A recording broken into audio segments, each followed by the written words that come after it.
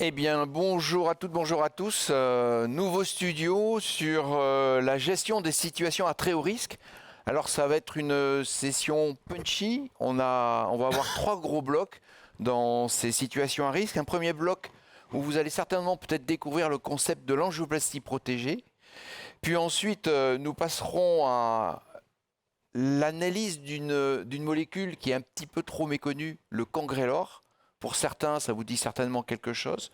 Peut-être que pour d'autres, vous allez la découvrir. Et puis enfin, nous terminerons par le patient à très haut risque hémorragique, qui est vraiment une thématique de notre quotidien, puisqu'on en a de plus en plus et nous aurons de plus en plus à gérer ce type de patient. Alors c'est un studio qui est parrainé tout d'abord par Biosensor, parrainé aussi par Bioproject et puis enfin par Alchimedix. Alors comme on est un peu contraint par le temps, on va démarrer de suite sur le concept de l'angioplastie protégée et je vais demander à Hakim qui nous fasse un petit peu le rationnel et puis qu'est-ce qu'on a dans la littérature, quels sont les principes de cette angioplastie protégée, à qui cela s'adresse. Merci Jacques. Donc je vais faire ça un peu au sprint pour dire tout d'abord qu'il y a très peu de données qui nous permettent d'avoir une évidence scientifique avérée. Par contre, il y a du bon sens qu'il faut savoir injecter et il y a une très grande variabilité d'utilisation de ces techniques d'assistance hémodynamique pendant des temps d'angioplastie complexe. Et pourquoi une telle hétérogénéité? On pourra en discuter après, mais probablement aussi le fait d'une expérience acquise dans le domaine. Quand on n'a pas l'expérience, on n'utilise pas nécessairement ce type d'assistance qui peuvent rendre service à certains patients. Et je fais partie de ceux qui l'utilisent très peu, donc je suis assez à l'aise pour le dire. Ici, cette diapositive montre d'une part qu'il y a des véritables fluctuations de l'utilisation de ces systèmes hémodynamiques permettant d'améliorer les patients lors des procédures très complexes et qu'il y a probablement aussi à la faveur de sortie de nouveaux matériels, une utilisation qui fluctue avec un écart type entre les centres qui est très important. Donc en gros, on n'est pas tous on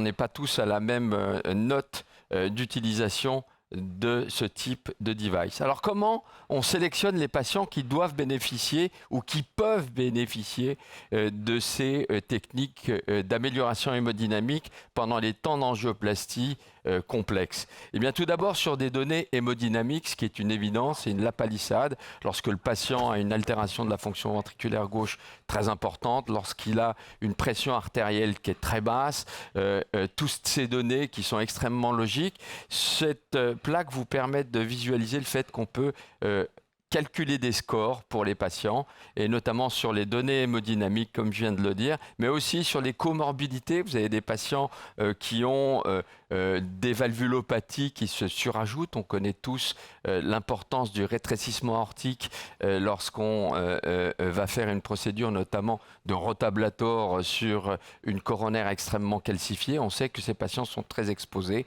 Et puis l'anatomie des lésions, donc lorsqu'on va faire un pluritronculaire, on doit aborder des lésions très complexes, utiliser du rotablator, comme je viens de le dire. Donc, trois données, hémodynamique, comorbidité et complexité de la procédure d'angioplastie.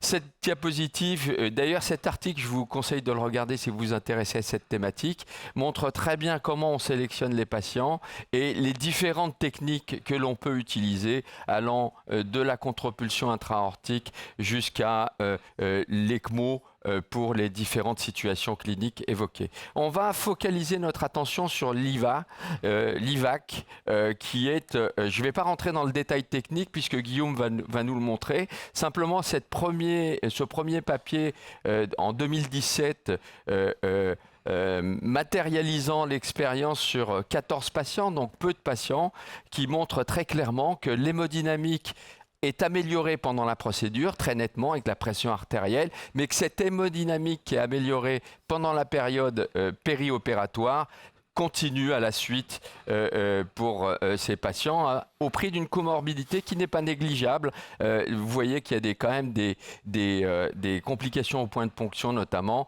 qui sont de l'ordre de 8%. Ici, une expérience beaucoup plus large. Cette fois, c'est les registres avec beaucoup de pays. Vous voyez, beaucoup de pays qui ont participé à ce registre. 293 patients inclus avec essentiellement la complexité des multivaisseaux, des lésions complexes réalisées en angioplastie. Ce que l'on voit, c'est qu'il y a relativement peu de MACE quand même, 3% pour une population extrêmement exposée, avec aux alentours de 9% des épisodes d'hypotension artérielle. Mais ce qu'on retiendra, c'est que sur cette expérience-là, des centres significatifs, puisqu'il y a pas mal de malades, on voit que les MACE sont relativement bas, avec, je ne m'étendrai pas sur les effets hémodynamiques périopératoires, mais très clairement des effets qui sont très satisfaisants. Alors quand on compare cette technique à la contrebulsion intra-aortique, eh bien on voit...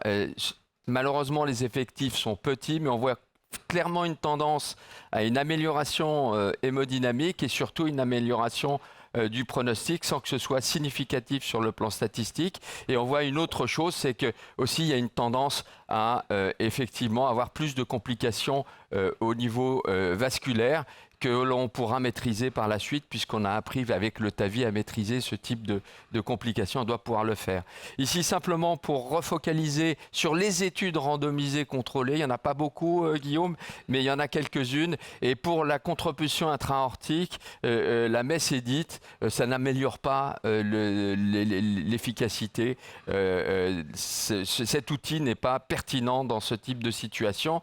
Et lorsqu'on regarde dans toutes les études randomisées, c'est plutôt sur des modes d'assistance plus lourds que l'on arrive à détecter dans des populations extrêmement exposées un bénéfice à distance. Donc pour conclure, on est vraiment dans une zone grise, mais ça ne veut pas dire que ce n'est pas une zone que l'on doit explorer.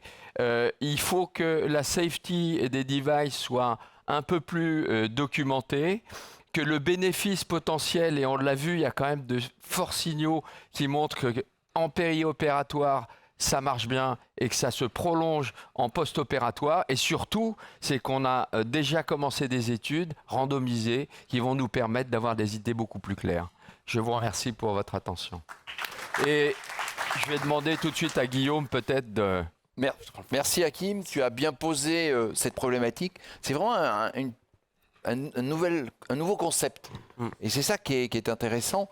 Et tu as, Guillaume, la chance à Bordeaux d'avoir développé et d'introduire ce concept. Et donc, tu vas nous raconter un petit peu comment ça marche, les étapes de la mise en place. Et surtout, après, tu vas nous proposer un très beau liable d'un patient que tu as traité avec cette technique. Alors déjà, vous dire le plaisir que j'ai d'être avec vous aujourd'hui, d'être aussi avec vous deux. C'est parce que c'est difficile aussi de parler d'évolution, de parler de nouvelles approches quand on a un peu moins d'expérience. Donc c'est avec beaucoup d'humilité aussi qu'il faut approcher notre travail. Et je crois que l'angioplastie protégée, elle est un peu à ce carrefour-là de discussion entre des gens qui ont fait des patients avec des scores supérieurs à 6, tu avais parlé de l'article de Brick, et qu'on fait ça finalement depuis 20 ans, qu'on fait je sais pas combien d'angioplastie. Non, 20 ans, Hakim. Et finalement, ils se sont dit, finalement, qu'est-ce qui change aujourd'hui ? Pourquoi je vais me mettre un dispositif de 18 French en fémoral pour me donner une sécurité sur cette histoire de ce patient ? On a tous des histoires comme ça. En tout cas, moi, c'est ça qui m'a motivé pour partir dans cette aventure-là. C'est des histoires qui nous marquent, de patients jeunes, de VG un peu altérés, de situations pas forcément aiguës, de situations où on se lance, où peut-être on sous-estime la lésion calcifiée, qui vous est chère à vous deux. On sous-estime l'obstacle. La problématique, c'est que on n'a pas trop de mode de sauvegarde. On ne peut pas redémarrer la partie au début, même si on aimerait parfois. Et malheureusement, c'est vrai que se dire qu'on peut être dans une Mustang sans ceinture de sécurité aujourd'hui, c'est pas possible. Alors qu'à une époque, personne n'envisageait qu'on mettrait une ceinture. Donc ça, c'était le préambule. Je ne sais pas s'il est adapté, en tout cas, c'est ce que je ressens. L'histoire de dire que c'est des choses qui sont récentes et c'est des choses qui sont d'aujourd'hui, en fait, l'histoire, elle est très longue.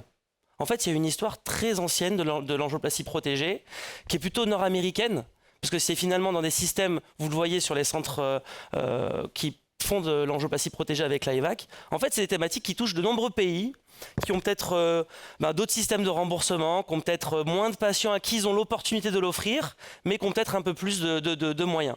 Il y a beaucoup de centres experts, donc c'est une aventure qui est ancienne, c'est une aventure qui est dans d'autres centres, donc c'est pas un village d'irréductibles bordelais qui vous propose son expérience sur 15 cas, c'est une image beaucoup plus large, et c'est avec un dispositif aujourd'hui un peu plus précis. Donc l'AEVAC, je l'ai entre les mains, je vais vous la faire passer. En gros, c'est pour vous montrer que le désilé, il est assez friendly, je trouve il est assez souple, c'est du 18 French.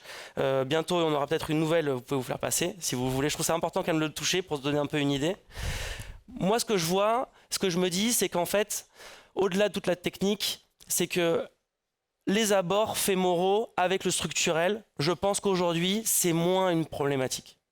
Et la problématique de l'Impella, comme ça peut être aussi la problématique de l'AEVAC, le seul moment où on perd, c'est qu'on va avoir peut-être plus d'hématomes, plus de complications de voie d'abord. Il y a eu un studio sur la voie d'abord ici, il y a des studios dédiés même au PCR sur la voie d'abord. Je crois que maintenant on a augmenté notre boîte à outils, on a de nombreux dispositifs qui font que même nos collègues chirurgiens font de l'ECMO percutané. Pré-closing ProStyle ou éventuellement Manta. Donc ça nous fait passer un step supplémentaire et c'est ça qui est intéressant. Une vidéo très courte pour vous montrer au niveau pratique avant qu'on fasse le live in the box. Une voie d'abord fémorale droite ou gauche de votre choix. On prend un guide plutôt rigide qu'on aura mis en intra-VG. Donc le cathéter, vous l'avez, il est flexible. Donc c'est du 17 French, une tige qui est assez souple, mais c'est quand même du 18 si vous le mettez dans un désilé. Un positionnement qui est intraventriculaire et aussi supra. On a fait quelques cas à Bordeaux et j'avoue qu'initialement, c'était pas forcément évident, mais il y a eu un très bon support hémodynamique au cathé droit.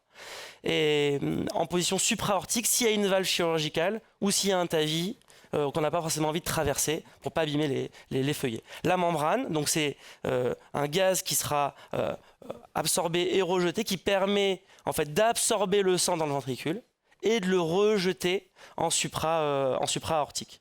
Donc c'est de l'hélium et on utilise les consoles que vous avez peut-être dans vos cath labs encore, des consoles de contre-pulsion. Donc vous finalement c'est du greenwashing. On parlait tout à l'heure avec le ballon actif. Et bien là c'est pareil, vous réutilisez du matériel qui est dans vos armoires et qu'on n'utilisait plus et qui vous permet finalement à moindre coût d'avoir un device qui est distribué en France et qui vous permet de faire l'angioplastie protégée dans de bonnes conditions. Donc on arrive jusqu'à 2 litres, voire 2 litres 5, ce qui vous permet quand même d'avoir un support intéressant. C'est pour l'instant pas quelque chose qui est en support continu, mais en tout cas pour passer une angioplastie complexe, ça vous permet peut-être de passer et d'avoir un support important. Alors moi je ne suis pas le fruit, moi je suis juste un jeune cardiologue interventionnel en début de carrière. Je ne vais pas vous raconter la messe, c'est pas du tout l'idée. Je suis le fruit d'une culture, je suis le fruit d'une équipe. Et moi, j'ai grandi dans une école, dans la maison, on l'appelle, à Bordeaux. Et cette maison cardiologique, j'ai toujours vu de l'angioplastie protégée. C'est Frédéric Casassus qui avait commencé à l'époque, qui est maintenant dans la clinique en face, mais avec qui on a encore de bonnes relations. C'est Benjamin Segui, aujourd'hui, qui lead aussi ce programme. Moi, c'est dans cette culture-là que j'ai grandi et c'est pour ça qu'aujourd'hui, on a fait 15 cas, très hétérogènes. Et en fait, c'est ça qui est difficile. Et c'est marrant parce que vous allez dire ça n'a rien à voir, mais dans la maladie mitrale, on avait des essais plus, on avait des essais contre de la réparation. Et bien dans l'angioplastie protégée, c'est pareil. Pourquoi? Parce qu'on met une étiquette angioplastie complexe. Et comment le définir? On a vu avec Hakim très justement, il y a 3 dimensions. Donc il y a des patients, ils sont juste avec des VG très altérés, c'est vraiment du heart failure très avancé. Il y a des patients, c'est juste des angioplasties très complexes. Et puis il y a des patients, c'est juste qu'ils sont extrêmement comorbides, ils ne sont pas chirurgicaux et pourtant, il faut quand même y aller. Et donc en fait, ce mélange d'hétérogénéité fait que pour nous, en tant que cardiologue, avec une intelligence humaine non drivée par des outils, des fois, on a un petit peu du mal à sélectionner nos patients. Alors, on va pouvoir éventuellement vous proposer le LIAB. Un patient, 85 ans, la vie de tous les jours, un bilan pré-TAVI, 85 ans, lésion coronaire tritronculaire complexe. C'est un patient finalement, comme vous en avez plein, qui vous est adressé par un centre du réseau Aquitaine TAVI pour son bilan pré-TAVI. Au niveau paramédical, rien de particulier, une sténose aortique et une fonction rénale qui est en rapport, je dirais, avec ses 80 ans. Je vous propose ici la coronarographie diagnostique qui montre une sténose coronaire droite 2 qui quand même a l'air d'être assez serrée. On ne voit pas de reprise du réseau gauche. On voit une sténose aussi de la CX dans sa portion proximale. Et là, on ne voit pas l'hémodynamique parce que bon, ça n'avait pas été chez nous, mais il y a une pression engagée au niveau du tronc qui fait que des fois l'opérateur se désengage et que la FFR n'a pas été possible. Et on devine une sténose osseale du tronc commun.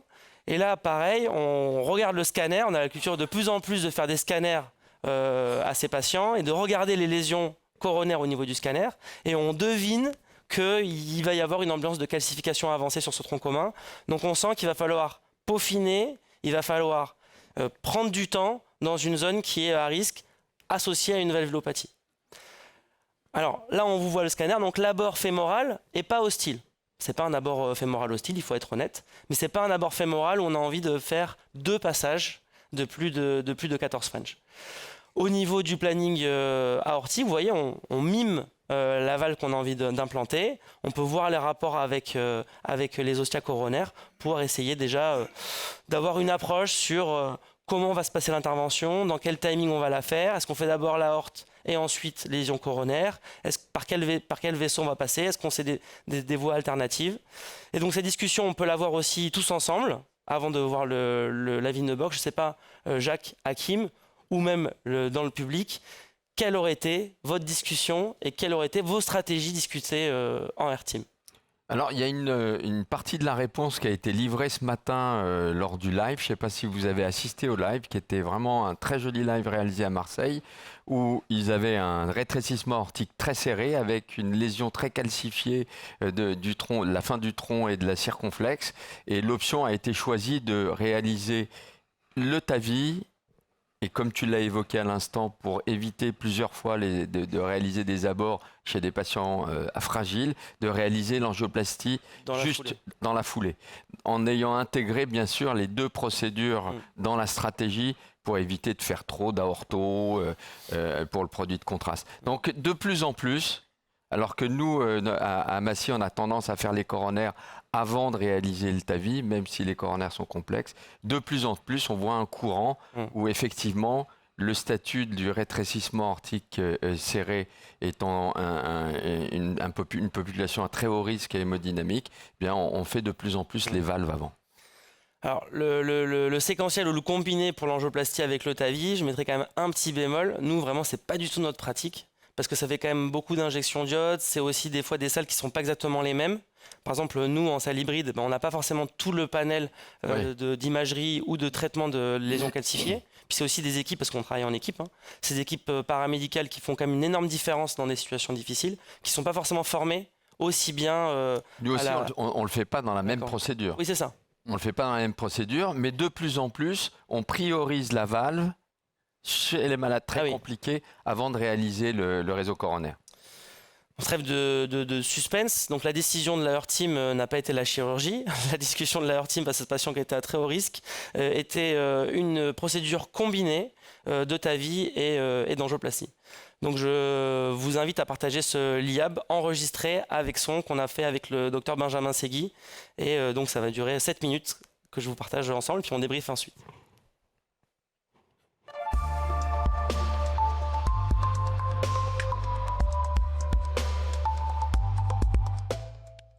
Bonjour à tous, bienvenue dans ce Live Inbox GRCI de Bordeaux. Donc, je suis la chance d'être avec Benjamin Segui. Bonjour Benjamin. Bonjour Guillaume. Donc on a la chance aujourd'hui d'être avec le docteur Gaspard Cadi, anesthésiste, avec Romane Emanuela en infirmière IBOD et circulante. Donc on vous propose une procédure hybride, une procédure à la fois coronaire et structurelle, d'un patient qui se présente avec une sténose aortique serrée et aussi une atteinte tritronculaire. Une procédure TAVIR finalement standard, mini, avec juste un abord radial droit, une stimulation sur guide. La stimulation est-elle efficace? Oui, la stim est efficace. Graphie, injection. Voilà. Donc j'ai besoin jusqu'au dernier CC, on peut tout mettre. Hein. Donc de façon systématique, on mesure les gradients en pré et post pause TAVI. Donc là, il n'y a pas de gradient, donc c'est un bon résultat. Pas de fuite, un bon gradient. On peut passer donc à la séquence coronaire. On va commencer par mettre le cathéter d'IVAC. Donc on a choisi, comme on a une valve fraîchement implantée, d'être en position supra-aortique, qui permet d'avoir un effet hémodynamique d'1,5 litre à 2 litres de support, ce qui pour l'angioplastie coronaire protégée est tout à fait satisfaisant. Un guide stiff, Boston Super Stiff, sur lequel on monte donc notre désilé d'IVAC progressivement, je dirais prudemment. Des idées d'IVAC, on est sur combien de French, Benjamin? 18 French. Donc les étapes sont assez simples. Donc on monte et puis une fois qu'on est en position, on retire finalement le cathéter qui est à l'intérieur. Et du moment où le cathéter se retire intégralement, on peut clamper le dispositif Ouais, de côté, ça, IVAC. Lucas. Donc là, le but c'est qu'il n'y ait pas de bulle. Tiens, tu tiens. Donc ouais. Donc Ouais, là, tu tiens. avec de l'eau, donc c'est vraiment un 4 mains. Donc on met le maximum d'eau sur le système et on essaie de se coller. Ok. Donc là, ce qu'on fait, c'est qu'on peut éventuellement Déclamper. déclamper et là, ça va être la chasse de la bulle. On vérifie qu'il n'y ait aucune bulle dans le système avant de lancer l'assistance. Donc là, on voit le lancement de l'IVAC. Donc vous avez cette membrane qui est gonflée à l'hélium, qui en fait va s'inflater pendant la diastole et se déflater pendant la systole. Donc on voit qu'on a un effet pump-like, hein, on a une systole augmentée, une diastole abaissée. Vous voyez, l'ostium, il est juste au niveau de la première cellule du TAVI. Donc on commence avec une prédilatation avec un ballon de 2,5 30. Donc maintenant on va, bon c'était attendu au scanner, hein, on voit qu'il n'y avait pas de grosse masse calcium, donc on passe un 3,036 qui passe facilement, on a un bon support avec une AL. On va laisser la RBP 30 secondes, on voit qu'on a une bonne hémodynamique pendant la procédure. L'IVAC est bien stable dans la horte ascendante. Donc on post-dilate le stand qui a été mis en 13 place. atmosphères, ok. Bon, on a une bonne ouverture. Ok, parfait. Donc on passe sur l'angioplastie du tronc gauche. On a toujours l'AEVA qui est positionné du coup en supraannulaire avec un bon support hémodynamique. Il n'y a pas d'amine actuellement en place. On est juste avec l'IVAC. Ce qu'on peut noter, c'est qu'on utilise donc une EBU 3.5. On aurait pu faire une 3.0. Souvent, en post-avis, on conseille plutôt de prendre des porteuses qui sont une demi-taille en dessous. Là, avec la 3.5, comme on est un petit peu au-dessus du frame du stand valvé, on est pas mal. Ok, je pense qu'on est bien, non? On est à la Ouais. limite du tronc, ça te va? Ouais, allez, on peut gonfler. Ouais. Allez, on gonfle. On peut monter RBP. 14. Donc vous voyez qu'on a un bon support hémodynamique pendant l'inflation dans la CX, déflation. Allez, on peaufine ce premier stent dans le réseau gauche avec une post-dilatation. 3,513 13. qu'on va post-dilater, ONC. Impeccable. Bon, la CX c'est bien. Ok. Donc on passe sur l'IVA. Allez, on va faire des impulsions étagées. Hop. Allez. Allez. Déflation. Donc là, on a une bonne expansion. On va remonter un petit peu sur l'ostium. Donc shockwave, ballon 1 pour 1 par rapport au diamètre de l'artère. On a sizé sur le diamètre de l'IVA distal. Allez, 6. Déflation. Vas-y, réinflate, on va refaire encore des impulsions ici. Ok. Bon, là, ça s'expand pas trop mal, mais le gros du calcium était vraiment dans le tronc. Donc ça, c'est certainement un avantage de l'angioplastie protégée, c'est que vous voyez, l'hémodynamique est parfaitement stable et on a vraiment le temps de travailler tranquillement et de se concentrer sur les lésions. Et pas forcément se dire on va avoir une mauvaise tolérance hémodynamique qui va devoir nous écourter la procédure. Peut-être faut le laisser un peu souffler là entre deux. Donc on voit voilà, l'altération de l'hémodynamie avec maintenant une 52 PAM, qui est la plus basse qu'on ait eue depuis la séquence coronaire. Voilà, donc on aura fait 110 impulsions avec une expansion qui est correcte. On veut bien se mettre à l'ostium, on voit que l'ostium est malade. On y va? Ouais. Donc, ouais, 14. Voilà, donc là on peut vraiment prendre le temps de le laisser bien s'inflater, de faire les 30 secondes à RBP. Vous voyez qu'il y a une très bonne tolérance hémodynamique. Déflation, on est toujours sans amine. On va faire le pot. Voilà, on voit que là vraiment il faut l'optimiser. C'est l'endroit où on a fait pratiquement 80 impulsions de shockwave. C'est l'endroit qu'on avait anticipé au scanner ou déflation. Ok, parfait. Ouais, on estime que finalement la CX et l'IVA ont le même calibre au niveau proximal, donc on prend 2 ballons 3.5 pour faire le kissing final. 16. Ok, déflation, c'est bien là. Voilà, toujours le bon support hémodynamique. Ok, donc le pot final, toujours bien sûr un peu plus proximal. Allez, 16, parfait. On va se faire une petite injection. On fait toujours attention bien sûr à pas accrocher le stunt. On se souvient qu'on a une EBU 7F. Je pense qu'on a quand même un bon résultat. Toujours bien regarder la distalité, qu'il n'y ait pas de perforation, pas de souci. Ok, sur la bifurcation distale, on est bien. On a toutes les side branches, on a des stents qui ont l'air angiographiquement en tout cas bien ouverts. Donc maintenant, on va passer en 1 sur 2 pardon, sur l'IVAC. Donc on va passer en mode sevrage, exactement comme avec un ballon de contre-pulsion. Ok, donc là on est en mode sevrage, on va l'enlever dans 2 minutes. On va pouvoir arrêter l'IVAC. Ok. Donc on a arrêté l'IVAC, maintenant on peut restituer une partie du sang qui est dans le système. Ouais, it's good. Ok, perfect. Parfait. Parfait. Vous voyez qu'on rentre très facilement dans le I6. Alors c'est bien à faire sous contrôle Scopy quand même. Pour la fin de fermeture, on va reprendre un Safari pour avoir un guide rigide ou alors sinon le stiff, ouais. stiff, Boston Super Stiff. Et on mettra bien sûr la jupe du désilé pour qu'on éviter l'effet de marche. On remercie à tous pour ce live in the box, structurel et à la fois coronaire. On remercie bien sûr toutes les équipes de support Biosensor et Pulse4 pour cette procédure qui a montré quand même une bonne stabilité hémodynamique. Malgré plusieurs séquences qui étaient plutôt à risque. On remercie bien sûr l'ensemble de l'équipe, à la fois paramédicale et médicale. Merci à tous.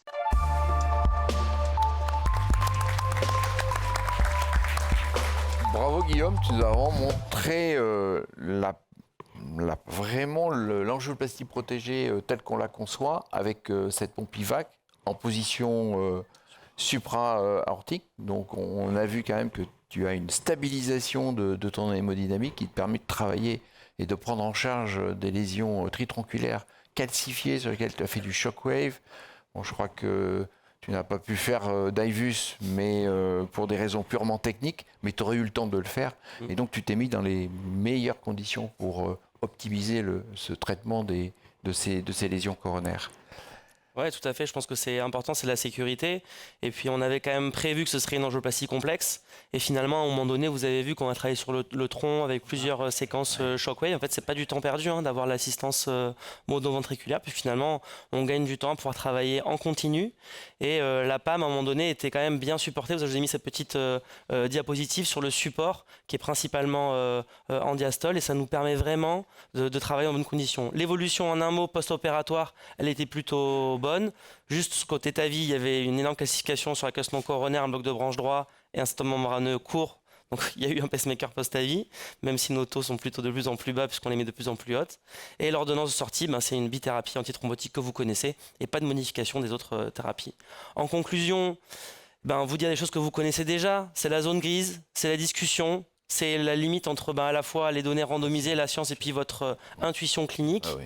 Le plus important, c'est que c'est sécure, c'est safe, c'est des abords que vous connaissez, c'est une technique qui vous apporte beaucoup de sécurité. La question, c'est la sélection du patient. Forcément, c'est une discussion qui est pluridisciplinaire et de leur team. Nécessaire randomisé. Et aussi, si vous rentrez dans le programme avec l'IVAC, ou même plus largement, on démarre le registre français avec Bordeaux. Donc n'hésitez pas aussi à venir avec nous. Je pense, pour finir, qu'il y a une nouvelle spécialité qui arrive, qui est l'insuffisance cardiaque interventionnelle, par le retour de l'hémodynamique en première ligne pour mieux phénotyper nos patients, à la fois pour la valve, à la fois pour l'insuffisance cardiaque et aussi, je pense, quand tout est associé. Et donc, le retour de l'évaluation des cathéters droits, on le voit très bien pour la sélection de nos tricuspides. Et moi, je suis convaincu que bientôt, on arrivera à mieux phénotyper nos patients avec les cathéters droits pour mieux anticiper les patients qui ont besoin éventuellement d'une protection plus avancée pour une angioplastie complexe. Et je vous souhaite une bonne suite de symposium. On continue. Merci, allez, on continue. Et on change de bloc et on passe au cangrelor, cette molécule vraiment, à mon sens, beaucoup trop confidentielle. Et je vais demander à Paul Gadenet de nous rejoindre, Thibaut aussi, Lermusier de Toulouse, et puis Anne Guedier de la PHP de venir nous retrouver. On fera une petite discussion à la fin des 3 topos. Et Paul, je sais qu'à la Pitié, tu as une très belle expérience du cangrelor. Tu suis les traces de tes maîtres de Gilles, et c'est évident. Et donc, on te laisse la parole pour, en principe, 6 minutes. Merci beaucoup, bonjour à tous. Et donc je suis en effet très heureux de vous parler du cangrelor. Ah voilà. Ah, ça y est. Ok, donc le cangrelor c'est un anti-P2Y12. Vous êtes familier avec ces médicaments, mais essentiellement la forme orale. Et on sait que cette forme orale va avoir un effet biologique antiplaquettaire qui est retardé. Le clopidogrel, qui est celui qu'on va utiliser essentiellement en phase élective, va mettre 6 à 8 heures pour avoir son effet maximal, avec une demi-vie de 30 minutes et un effet rémanent de 5 jours. Pour les formes qu'on utilise en syndrome coronaire aigu, le ticagrelor ou le prasugrel, comme l'avait montré le professeur Montelesco, le professeur Collet, vous avez un effet qui est plus rapide, mais encore une fois, plusieurs heures pour avoir une véritable efficacité biologique maximale, 2 heures pour le prasugrel jusqu'à 4 heures pour le ticagrelor. A l'inverse, le cangrelor, qui est cet anti-P2Y12 IV, va avoir un effet quasi immédiat. En 2 à 5 minutes, vous obtenez un effet biologique qui est l'équivalent de 600 mg de clopidogrel, avec une demi-vie qui est également de l'ordre de quelques minutes, et un effet qui va disparaître en 1 heure si vous arrêtez votre médicament. C'est un bolus de 30 microgrammes par kilogramme, et c'est des infusions de 4 microgrammes par kilogramme par minute, avec des infusions qui durent généralement 2 heures. Donc au niveau biologique, ça marche, très bien. Est-ce qu'au niveau clinique, ça marche ? C'est un petit peu moins évident, mais il y a des effets, peut-être de l'ordre de la niche, mais des effets qui sont présents. Si on regarde Champion Plateforme, une étude qui commence à devenir ancienne, plus de 10 ans, alors là, ils ont vraiment donné une configuration pro-cangrelor, c'était favorable au cangrelor, puisque les patients avaient soit du cangrelor pendant leur procédure de PCI, soit un placebo, et ils étaient tous chargés à la fin de la procédure. Donc c'était cangrelor versus pas de pré-traitement.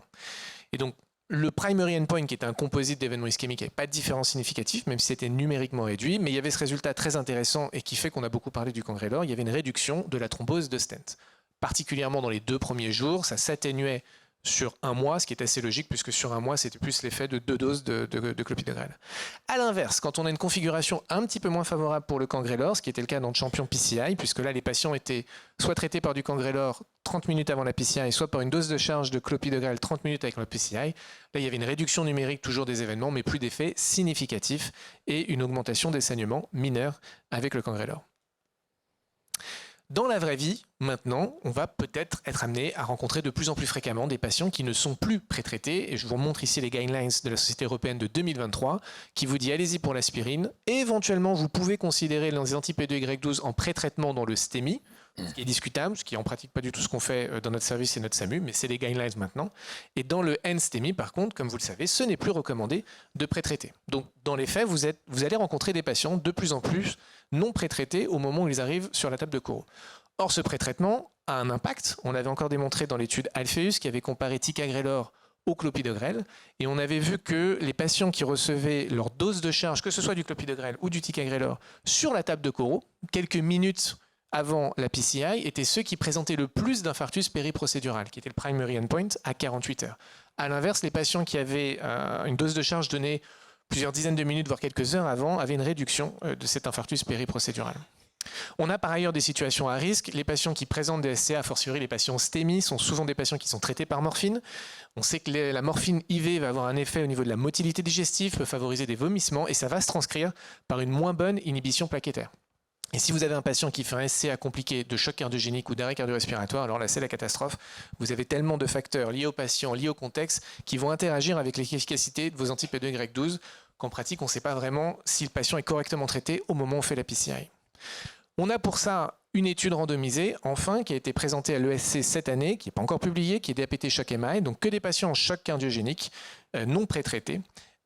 Et donc cette étude était en double aveugle, donc c'était vraiment une étude sérieuse, 605 patients, très graves.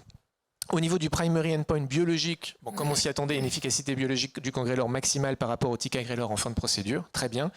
Au niveau clinique, c'était un peu décevant, pas d'effet significativement atteint pour le cangrelor à 30 jours ou à 1 an, même si quelques effets au niveau des secondary endpoints qui pouvaient être intéressants. Je mentionne le composite de la mortalité cardiovasculaire, des infarctus, de la revascularisation urgente ou de l'insuffisance cardiaque qui était positif. Au niveau de ce qui nous intéresse, la procédure en elle-même, il y avait moins de complications périprocédurales dans le groupe cangrelor de façon significative.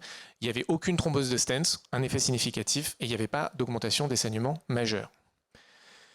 Je mentionne la drug-drug interaction. Si vous devez utiliser du cangrelor, n'oubliez pas que si vous utilisez du ticagrelor en relais, il n'y a aucun problème. Vous pouvez le faire au début de la perfusion, au milieu, même à la fin. Idéalement, faites-le au début, mais il n'y aura pas d'interaction. Si à l'inverse, vous utilisez une thiénopyridine, clopidogrel ou prasugrel, faites-le à la fin de la perfusion, voire une demi-heure avant la fin de la perfusion dans le cas du prasugrel. Et donc j'en viens à la question qui m'était posée, quelles sont mes indications du cangrelor ? Eh bien, je vous propose ces indications qui sont bien sûr sujets à discussion. Je trouve que dans l'angioplastie primaire du SCA chez le patient non pré-traité, il n'y a pas grand-chose à perdre et potentiellement beaucoup à gagner.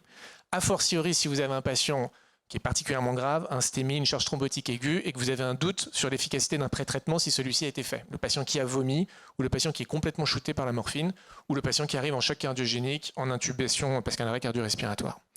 Si vous n'avez pas ce contexte d'urgence, c'est probablement beaucoup plus limité, et donc je vous propose l'angioplastie élective ADOX, alors je dis complexe, difficile, chez un patient non pré-traité, sachant qu'évidemment la limitation est dans la phrase. Vous n'êtes pas forcément censé faire une angioplastie élective ADOX complexe chez un patient non pré-traité. Mais si vous la faites, éventuellement, la lésion du tronc commun, les lésions de bifurcation à 2 stents, je trouve que le cangrelor peut vous apporter une sécurité dans votre intervention et vous pouvez ensuite faire un relais par un anti-P2Y12 oral. Merci beaucoup.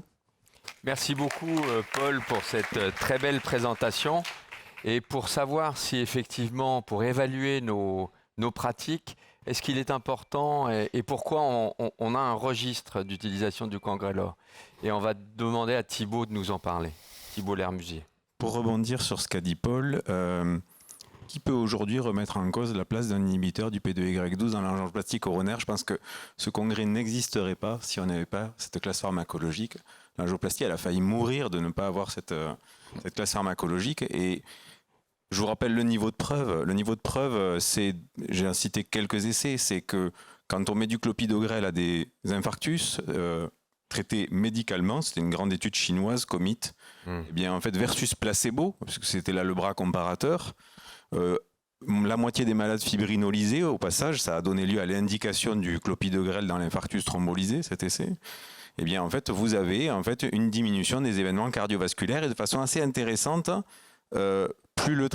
cette diminution, elle est observée, en fait, y compris en fait, avec un effet de temps, c'est-à-dire présent pour les patients les traités les plus précocement. Si on progresse dans le raisonnement, eh bien, qu'est-ce que ça veut dire avoir un inhibiteur du récepteur P2Y12 ? Eh bien, quand on double la dose, quand a priori on diminue la proportion de patients qui ont une hyporéactivité plaquettaire, eh bien, en fait, pour les patients qui ont eu une angioplastie coronaire dans le SCA, eh bien, on réduit le risque d'événements, en particulier d'infarctus et de thrombose de stent.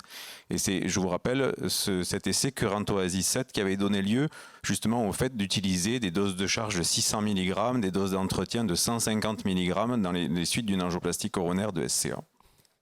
Et puis enfin, je rappelle ici, par exemple, l'essai de Triton, j'aurais pu prendre l'essai Plateau, c'est que finalement, quand vous prenez un inhibiteur plus puissant du récepteur P2Y12, le ticagrelor, le prasugrel, eh bien vous diminuez le risque d'événements ischémiques. Donc, je crois qu'on n'a pas besoin de plus de preuves pour dire qu'il nous faut des inhibiteurs de récepteurs P2Y12 puissants. Le cangrelor a quand même des propriétés qui sont pharmacologiques idéales. Paul vous en a parlé. C'est vraiment un effet on-off. L'effet inhibiteur en fait, s'allume au bout de la seringue en 2 minutes. Et on a aussi la possibilité d'avoir une récupération de l'activité plaquettaire dans l'heure qui suit en fait l'arrêt de votre seringue électrique de cangrelor. Donc à choisir un inhibiteur du P2Y12, on peut se dire que cette molécule-là a quand même des propriétés pharmacocinétiques et pharmacodynamiques extrêmement précieuses.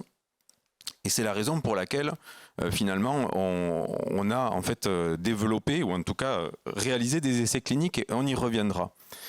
Juste pour rebondir à l'heure des inhibiteurs du P2Y12 oraux, est-ce qu'on peut encore se dire qu'en fait on a une stratégie bien définie?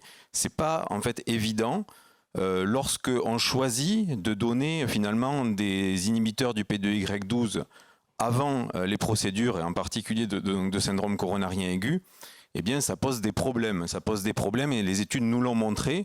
Ça pose des problèmes avec un excès d'événements hémorragiques. C'était les données sur le prasugrel qui ont été bien publiées. Et donc, ça veut dire qu'on expose un certain nombre de patients, par exemple, qui n'ont pas un diagnostic final de syndrome coronarien aigu retenu à une molécule avec des effets en fait, hémorragiques.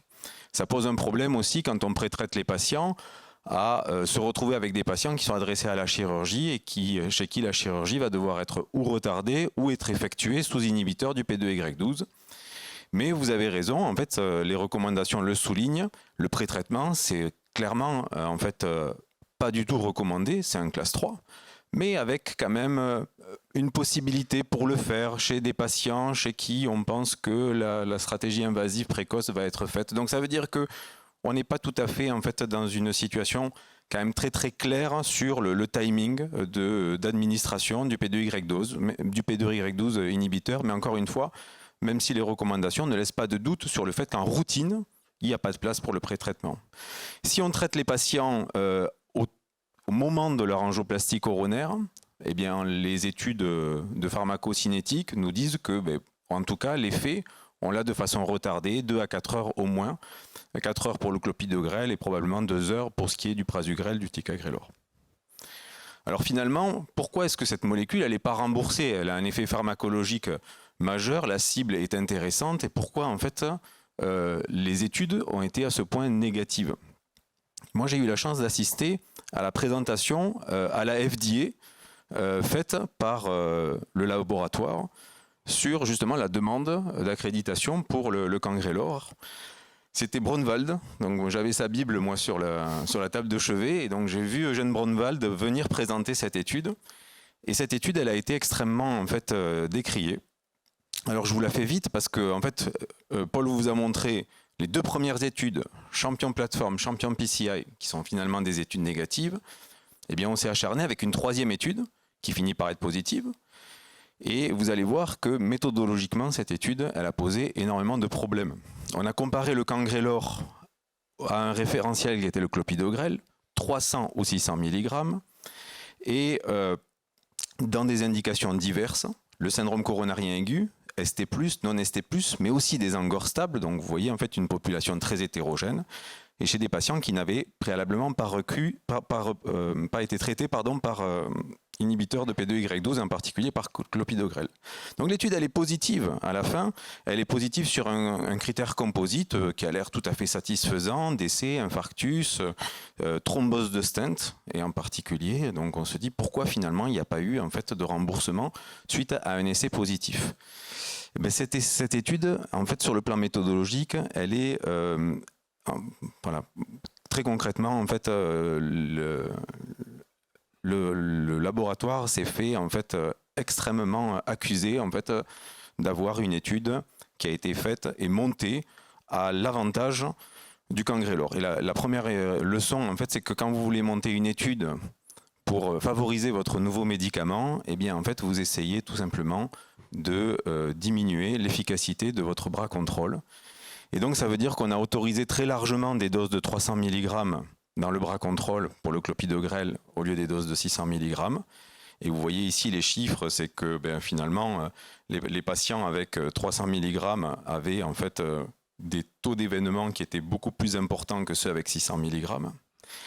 Que dans le bras contrôle, encore une fois, qu'on a cherché à désavantager, eh bien on a essayé de reculer au maximum la dose de charge de clopidogrel.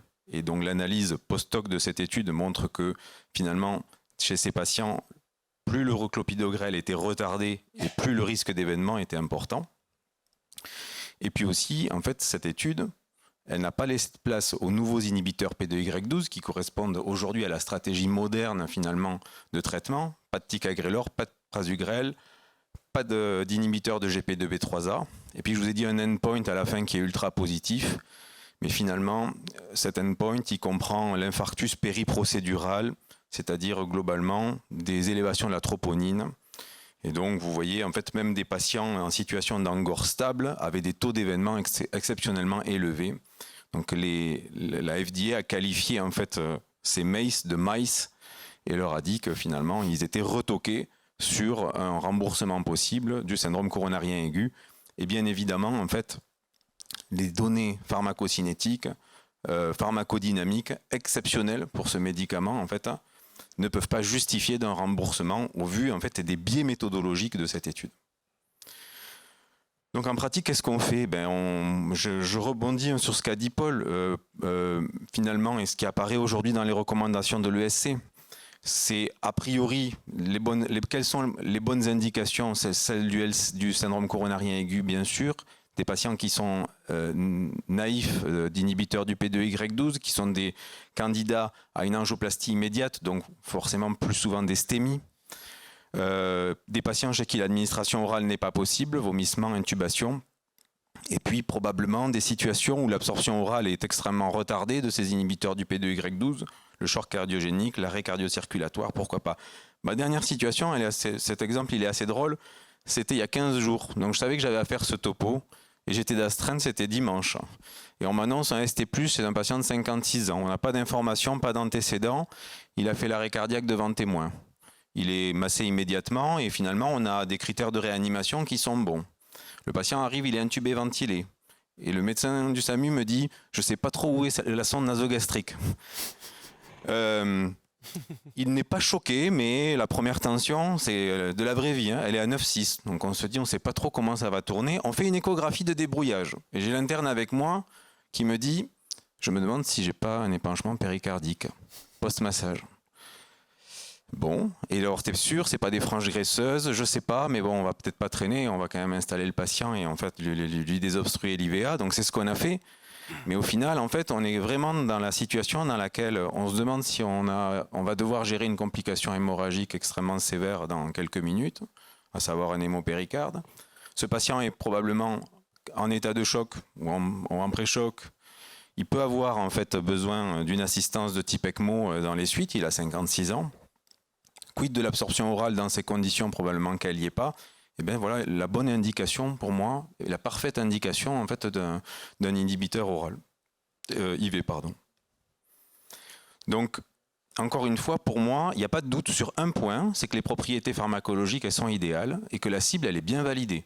Le P2Y12 en fait, on sait tous que ça sert à quelque chose dans l'angioplastie coronaire. Il n'y a pas de remboursement, on est d'accord, et on est aussi d'accord qu'il n'y a pas un niveau de preuve élevé sur une utilisation en routine. C'est la raison pour laquelle on a essayé d'envisager un état des lieux en fait, sur cette utilisation du Cangrelor. On sait que certains centres sont extrêmement moteurs, d'autres en fait en ont une utilisation aucune. On sait qu'aussi les raisons en fait, qui sous-tendent de ça sont surtout des raisons d'ordre économique, c'est-à-dire que les pharmacies disent votre médicament n'a pas un niveau de preuve suffisant pour y avoir accès. Et donc finalement, en fait, l'idée c'est sous l'égide à la fois du GACI et du groupe USIC d'essayer de colliger en fait tous ces patients de façon rétrospective dans un premier temps et d'essayer de faire un état des lieux sur les pratiques dans les 4 labs sur l'utilisation du Cangrelor. Je vous remercie. Merci beaucoup Thibaut. Alors, je suis très heureux de me présenter le professeur Anne Gaudier, qui est anesthésiste réanimateur et qui va effectivement nous pousser un petit peu dans nos retranchements, puisqu'on utilise cette molécule plutôt sur la phase aiguë ou chez des patients qui ont une angioplastie très complexe. Mais Anne a énormément travaillé chez le coronarien stenté qui doit être opéré en urgence ou pas en urgence. Et c'est vrai que c'est une vraie problématique de ce patient. Et je demandais à Anne de nous faire un petit peu l'état de l'art dans ce spectre-là. Merci. Je vous remercie de votre invitation. C'est toujours un plaisir de discuter de médecine périopératoire avec les autres spécialités concernées par le sujet. Et effectivement, le concept de relais périopératoire par un antiplaquettaire intraveineux va concerner un tout petit nombre de patients qui sont des patients à très haut risque thrombotique et qui ont une double caractéristique. D'un côté, ils ont une bithérapie antiplaquettaire pour un stent récent ou des caractéristiques que vous direz à très haut risque thrombotique. De l'autre, ils vont nécessiter une procédure invasive, non différable, et c'est un point majeur, soit à risque hémorragique intermédiaire, c'est-à-dire nécessitant l'arrêt de l'anti-P2Y12, soit à risque hémorragique élevé, c'est encore les rares situations qui vont nécessiter l'arrêt de la bithérapie. On est donc dans une situation à risque thrombotique élevé, à la fois parce qu'on arrête le traitement antiplaquettaire ou qu'on le modifie, mais aussi parce que la chirurgie, en générant de l'inflammation, entraîne un état procoagulant qui est très favorable aux événements cardiaques, essentiellement en post-opératoire. L'idée, ça va être donc de relayer, une fois qu'on arrête l'anti-P2Y12 par voie orale, avec une perfusion d'un inhibiteur des récepteurs P2Y12 jusqu'à la chirurgie, puisqu'on va arrêter le traitement dans l'heure qui précède la chirurgie. Et c'est un point majeur, on couvre la période préopératoire. Et l'idée, c'est qu'en couvrant le préopératoire, on arrivera à tirer un bénéfice aussi sur le per et le post-opératoire. Et c'est un point qu'il faut avoir en tête. On traite en pré, pour un bénéfice qui sera essentiellement en post-opératoire. Et on fait tout ça en espérant qu'on aura peu d'effets secondaires, essentiellement un risque hémorragique pas trop important parce que l'inhibition plaquettaire induite par le cangrelor est une inhibition puissante et qu'on n'aura pas trop de thrombocytopénie. Et puis il y a la question de quelle population exactement, puisque ça va considérer une population de petite taille. Techniquement, comment on s'y prend ? On commence par arrêter les anti-P2Y12 par voie orale, avec du classique, une dernière prise à J-7 pour le prasugrel, J-5 pour le clopidogrel et le ticagrelor, même si on peut discuter du J-3 pour le ticagrelor. On attend 24-36 heures et on introduit le cangrelor, qu'on va poursuivre jusqu'à à peu près 30 minutes à 1 heure avant la chirurgie. Le chirurgien opère, l'hémostase est soigneuse comme habituellement, et en post-opératoire, il n'y a pas vraiment de place pour le cangrelor, on reprend des traitements par voie orale dès que l'hémostase le permet, et dans les rares situations où la voie entérale n'est pas disponible, alors le cangrelor de nouveau trouve une place, mais une petite place. On a un temps tenté le tirofiban qui avait les mêmes bénéfices que le cangrelor sur le pic, 5 minutes versus 2 à 3 minutes, c'était très compétitif, mais le tirofiban est gêné en périopératoire par sa demi-vie longue. Alors longue, c'est très relatif, c'est 2 heures, mais lui, c'est 2 heures, tandis que le cangrelor, il a une demi-vie de 3 à 6 minutes, ce qui explique qu'on peut arrêter la perfusion 30 minutes à 60 minutes avant d'aller au bloc avec une récupération de la fonction plaquettaire. Alors on n'a pas d'essai randomisé qui démontre le bénéfice clinique du cangrelor dans le contexte du bridging, mais on a Bridge, qui est effectivement un essai randomisé, qui montre la faisabilité de cette méthode. Il s'agit de 200 patients, un très petit collectif par rapport à vos études habituelles, qui sont sous bithérapie antiplaquettaire et qui vont nécessiter des pontages coronaires dans un délai de 2 à 7 jours. On est donc pressé.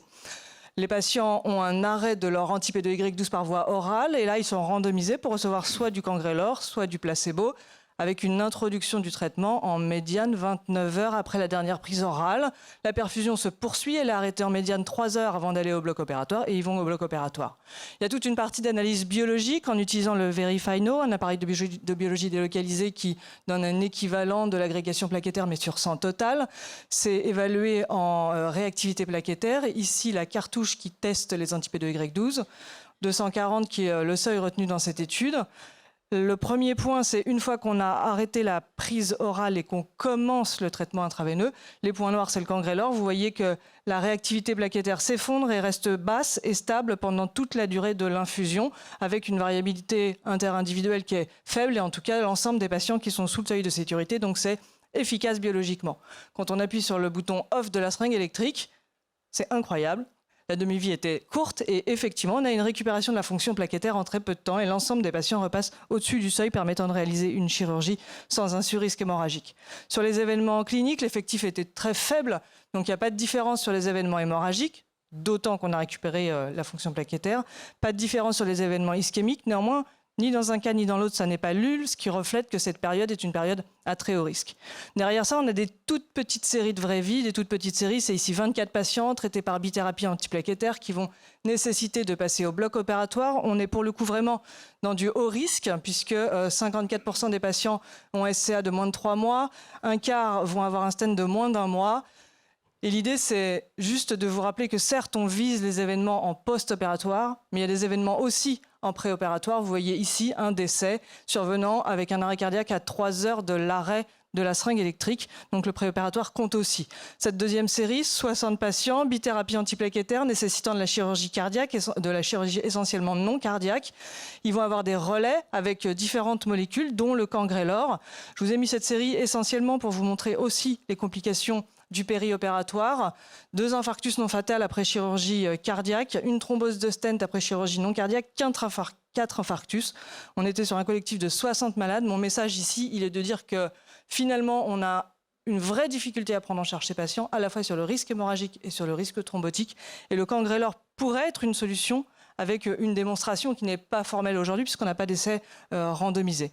Le GIHP, le groupe d'intérêt en hémostase périopératoire, dès 2018, avait positionné le cangrelor comme une option dans les situations où on arrêtait la bithérapie dans le premier mois suivant la pose de stent, à discuter au cas par cas. Et finalement, Jean-Philippe Collet, qui faisait partie du GIHP, était avant-gardiste dans cette position. Et ma diapositive de conclusion, c'est finalement vos recommandations, les recommandations européennes. La discussion autour du bridging, elle s'adresse à des patients traités par bithérapie antiplaquettaire qui vont être exposés à une chirurgie à risque hémorragique qui va nécessiter l'arrêt de l'anti-P2Y12.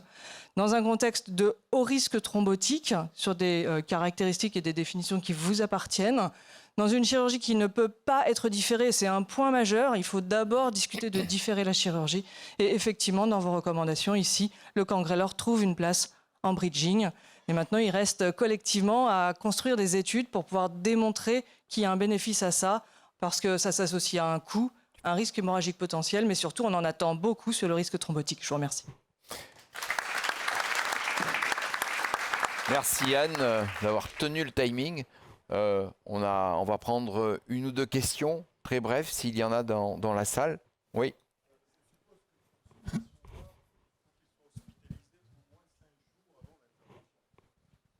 Alors, au moins 5 jours, je ne sais pas, mais effectivement, supposons qu'il soit traité par du clopidogrel ou du ticagrelor. Vous faites une dernière prise à J-5, ça peut être à la maison. On dit que dans les 24 premières heures, on ne fait rien. Il va falloir décider d'introduire à la 24e ou à la 36e heure. Disons qu'on introduit à la 24e heure. Effectivement, quand on introduit, il faut qu'il soit à l'hôpital. Donc le soir de J-4, il faut qu'il soit hospitalisé parce qu'il va avoir besoin d'une seringue électrique. Selon la structure, il faut réfléchir à savoir où vous pouvez administrer le Cangrelor. Chez nous, typiquement, ce n'est pas dans une salle normale. C'est soit en soins continus de l'anesthésie-réanimation, soit en USIC si dans la structure, les cardiologues souhaitent administrer ces produits-là. Mais effectivement, la seringue électrique en continu, ça ne peut pas être en ville. Donc c'est 4 jours, au moins. Merci. Il y a encore une question dans la salle. Allez-y avec le micro. Bonjour, je voulais poser une question par rapport à l'assistance ventriculaire. Étant donné que c'est le même principe que le ballon de contre-pulsion, est-ce qu'on pourra que récupérer nos vieilles consoles pour les faire fonctionner? Vous voulez faire de l'assistance, ça n'a rien à voir avec le topo de maintenant. Donc c'est encore le sketch de la piscine, le sketch du début. Oui. Voilà. Ah, donc je pense que ça n'a rien à voir, la contre-pulsion et l'assistance vraiment qu'on voit avec l'IVAC. C'est vraiment des conseils qui sont très différents. Et alors si vous voulez récupérer votre console, ça peut être un bon moyen. Mais en tout cas, pour les preuves et au niveau scientifique, je pense que c'est vraiment deux approches qui sont pas les mêmes. Je veux dire brancher sur les consoles. Oui, on pourra. C'est la même console, exactement. Thibaut et Paul, je voudrais juste quand même revenir sur cette diapo que j'ai mise, qui est le relais, qui est vraiment important dans la gestion. Juste que vous nous rappeliez effectivement l'un ou l'autre comment vous faites le relais à l'arrêt de la perfusion.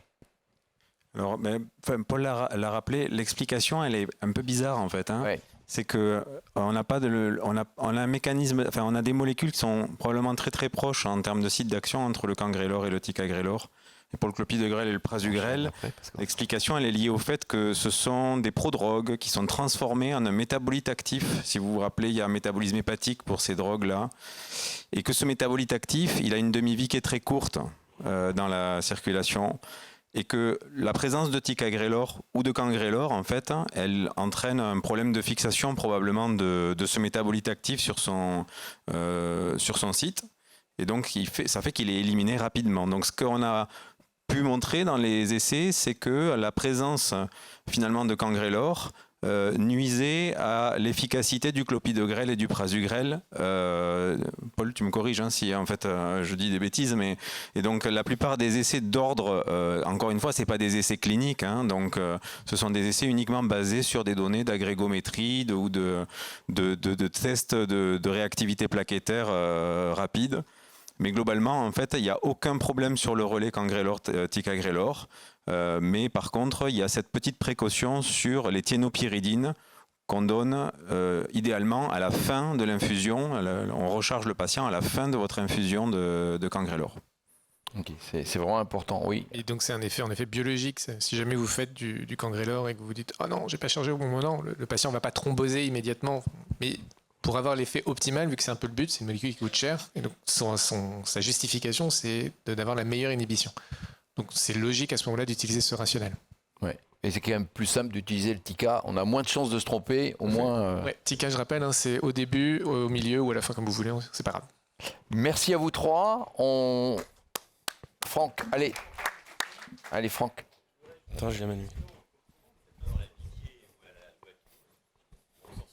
pré-traitement, là. Donc les recos nous disent qu'il ne faut plus pré-traiter donc les malades qui arrivent en coro pour un non-stémie ou un angor stable. Ils sont hospitalisés parfois la veille en urgence et on fait encore beaucoup d'angioplastie ad hoc, ce qui n'est peut-être pas une bonne pratique. Donc ils arrivent souvent sous cardégique seul. On sait que l'absence de pré-traitement avant l'angioplastie peut favoriser la thrombose de stent. On a des études maintenant, notamment avec le registre France PCI là, qu'on a présenté à l'ESC. Donc vous faites du cangrélor à tout le monde du coup alors Non. Presque. Donc déjà, non, mais parce que sur le pré-traitement, à la limite, je crois que c'était quand même, enfin, globalement, et mon centre aussi, on n'était pas convaincu de la pertinence du pré-traitement dans le SCA-ST-, le NSTEMI. Dans le STEMI, par contre, il y a eu ce changement dans les guidelines, alors qu'il y avait plutôt les études du professeur Montalesco qui avaient montré qu'il y avait un vrai bénéfice au pré-traitement sur la prévention de la thrombose de stent. Donc, dans notre pratique, les patients en STEMI sont adressés par un SAMU, sont systématiquement pré-traités, donc la question ne se pose pas. Dans le SCA-ST-, après, c'est ce que je vous ai proposé, et ce qu'on vous a proposé, c'est probablement chez des patients particulièrement au risque, où je pense qu'il y a un vrai bénéfice du cangrélor. Après, si vous avez un angor instable, sans élévation de la troponine, avec une lésion de la circonflexe moyenne, bon, ça marche le ticagrelor oral, ça marche le prasugrel oral, c'est des études qui l'ont démontré. Vous pouvez aussi donner la forme orodispersible sous la langue, qui est aussi très pratique à administrer sur la table de Coro. Et vous avez pu voir en termes d'impact sur l'infarctus périprocédural dans Alpheus, que le délai pour commencer à réduire significativement le risque, c'est au moins 12 minutes. Donc, si vous estimez que vous êtes en gros dans 20-25 minutes entre le moment où vous chargez et le moment où vous faites la Coro, vous avez juste le temps d'installer tout le matériel, ça marche aussi. Mais le cangrélor garde une vraie place et un vrai rationnel sur le SCA non pré-traité, particulièrement au risque, à une grande charge thrombotique. Merci à vous trois. Je crois qu'il est malheureusement l'heure de clôturer cette micro-session et d'aller faire la transition vers le patient HBR, qui est un patient tout aussi à très haut risque. Je demande Clément Servoz de me rejoindre et Gilles Baronne de nous rejoindre. Et Clément, c'est cette zapette pour toi, pour nous parler un petit peu, nous faire l'actualité sur la gestion des antithrombotiques chez le patient HBR. Il y a plein de choses, notamment à l'ESC, et tu vas nous surfer sur tous ces éléments nouveaux. Effectivement, donc on va parler du patient HBR et c'est une question particulièrement intéressante parce que ce patient HBR, finalement, c'est un patient qu'on croise tous les jours dans nos cath labs, probablement souvent sans le savoir, mais lorsqu'on regarde les critères HBR, finalement, c'est des patients âgés, insuffisants cardiaques, insuffisants rénaux, qui sont sous anticoagulants, qui ont une discrète anémie, une discrète thrombopénie. En tout cas, bref, c'est des patients qu'on est amené à traiter au quotidien et qu'on n'arrive pas à probablement suffisamment identifier. Et c'est ce qu'on voit dans les registres européens et les études, c'est effectivement, ça représente plus de 40 à 45% des patients qui sont traités et qui sont revascularisés. On a des recommandations sur la gestion de ces patients HBR. La première situation, c'est le contexte du syndrome coronarien chronique. Et on sait qu'à l'heure actuelle, avec les techniques d'angioplastie modernes, l'imagerie, les stents de dernière génération, ce sont des patients qui font finalement peu d'événements ischémiques. Et c'est plutôt l'événement hémorragique qui peut impacter le pronostic de ces patients.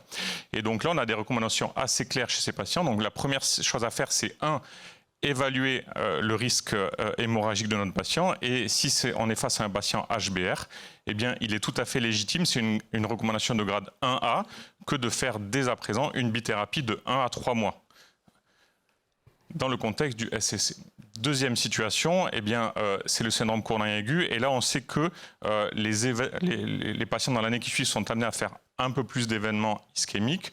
Deuxième chose, les études qui ont été réalisées étaient plus centrées sur les événements hémorragiques et un peu moins ischémiques, ce qui fait qu'on a des niveaux de preuve un peu moins élevés. Mais toujours est-il que, là encore, chez le patient HBR, on a la possibilité de raccourcir la bithérapie de 12 mois à 6 mois, voire 3 mois, voire 1 mois, même ce qui a été proposé.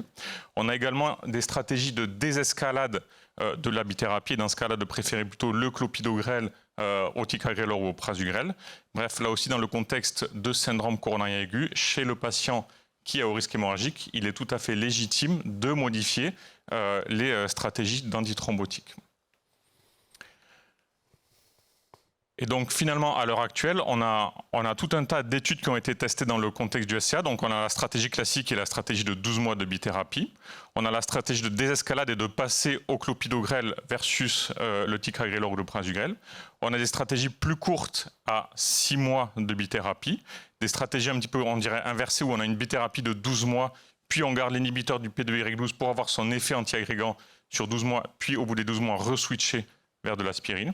On a encore des stratégies qui sont en cours de test et qui vont tester plutôt l'aspirine en monothérapie seule. Bref, en tout cas, on a tout un panel de possibilités à offrir à nos patients, mais on peut aussi se poser la question de laquelle sera la meilleure et elles n'ont pas été comparées.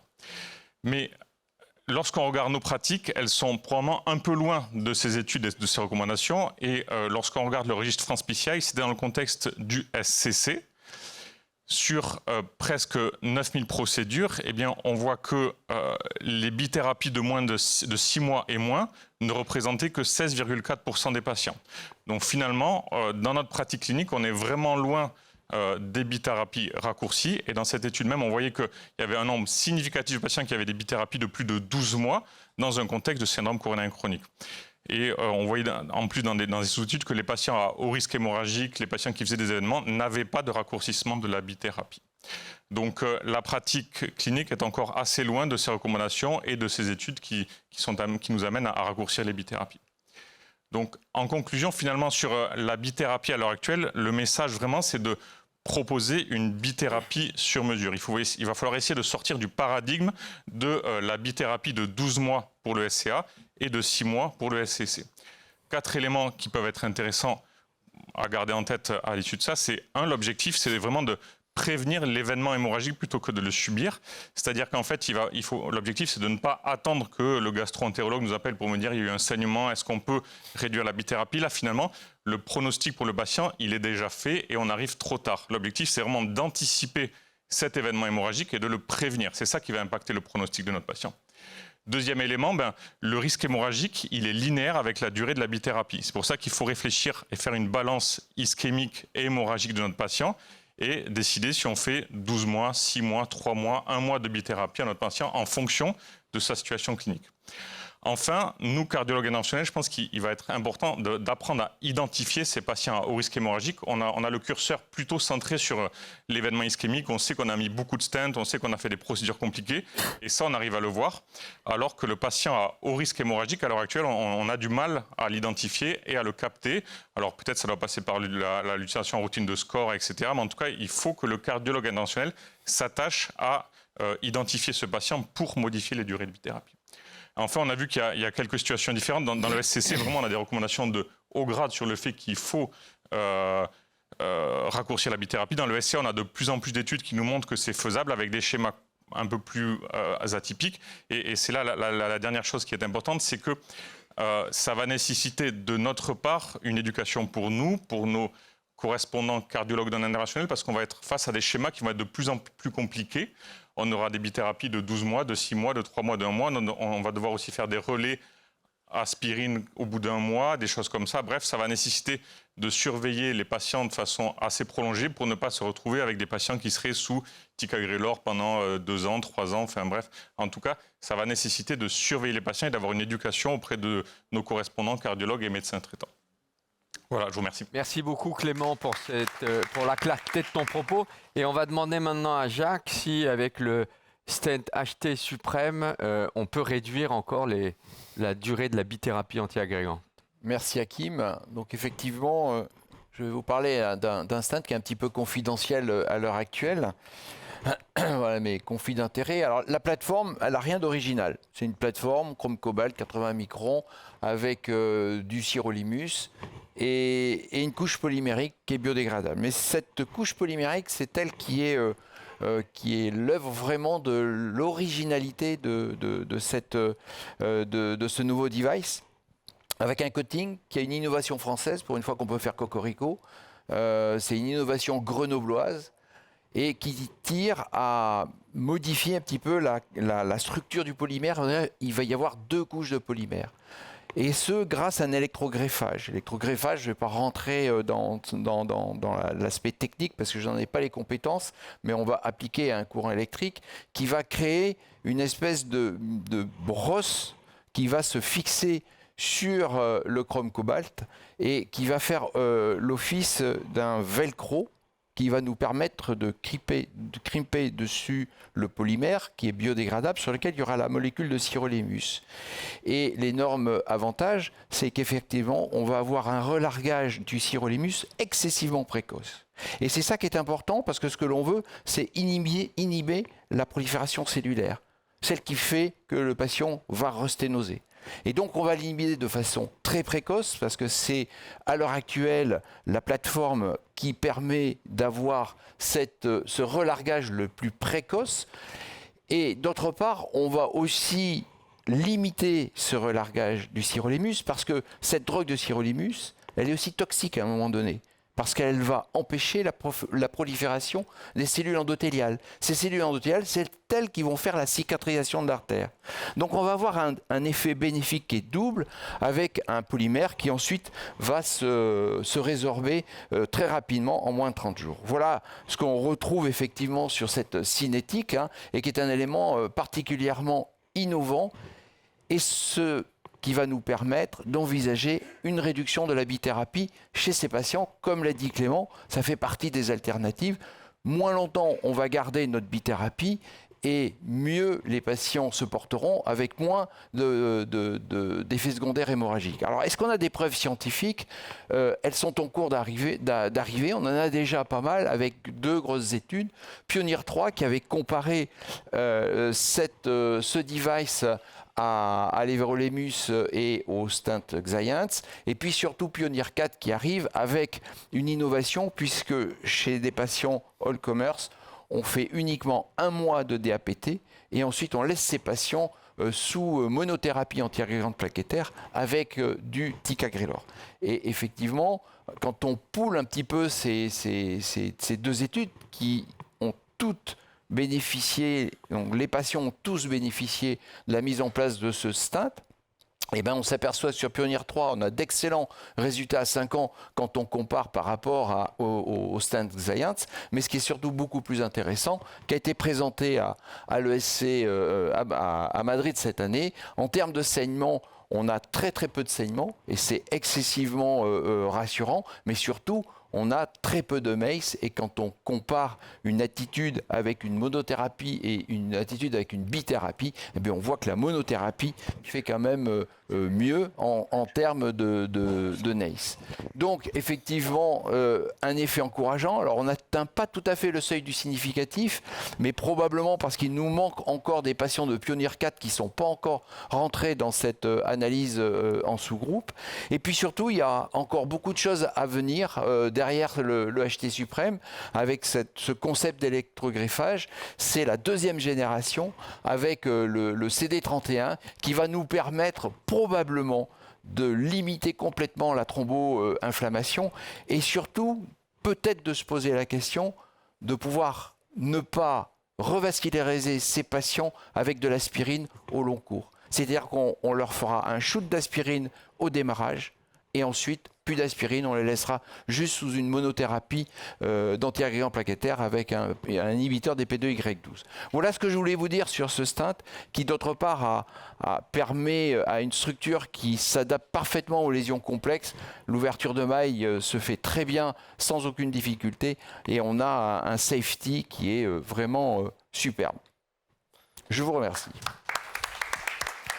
Merci beaucoup Jacques, la transition est toute trouvée. On va maintenant aller sur les données randomisées, données de registre. On a la chance d'avoir Gilles avec nous pour nous éclairer. Bonjour à tous, merci beaucoup pour l'invitation. Très heureux d'être ici pour parler de technologie.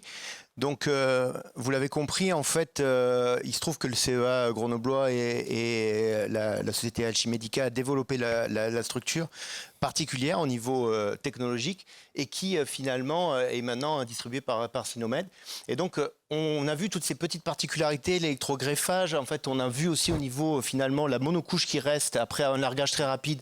Les cellules endothéliales, en fait, sur banc d'essai, vont beaucoup plus vite que sur finalement des stents nus qui étaient normalement sans drogue. Donc c'est très intéressant, quelque chose qui a été constaté. Et donc moi je dois vous dire, est-ce que finalement tout ce que ces particularités technologiques ont une répercussion sur notre pratique. Eh bien, en fait, il y a un programme, un gros programme, on l'a vu, de développement. Et vous le savez, les technologies et nos avancées doivent être prouvées par des études cliniques. Ça a été le cas avec différentes études qu'on va voir, qu'on va rapidement passer, et on arrivera au registre Dior. Donc la première étude, c'est une étude assez simplexe. Elle utilise la technologie de l'OCT pour voir le taux de recouvrement par rapport aux sciences.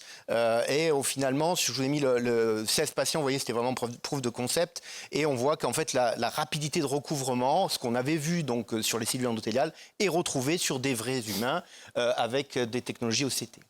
Deuxième étape, on se compare aux meilleurs stents sur le marché, le Xience, avec une étude comparée avec un endpoint normal, c'est-à-dire la mort cardiovasculaire, l'infarctus non-fatal et la revascularisation en urgence.